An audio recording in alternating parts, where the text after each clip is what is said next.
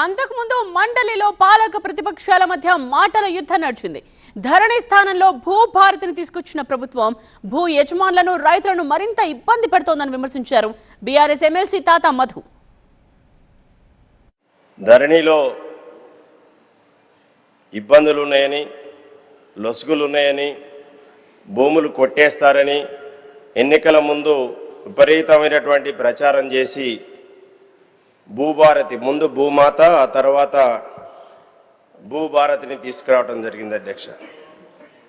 ఆనాడు బీఆర్ఎస్ ప్రభుత్వం ఇలాంటి అవకతవకలు జరుగుతాయనే ఉద్దేశంతోనే ఎక్కడికక్కడికి ఆ ధరణిలో నట్లు బోల్టు ఫిట్ చేసి టైట్ చేసి ఎలాంటి ఇబ్బంది లేకుండా చేస్తే, కాంగ్రెస్ ప్రభుత్వం వచ్చిన తర్వాత భూభారతి పేరుతోని ఆ నట్లని బోల్ట్లని లూజ్ చేశారు.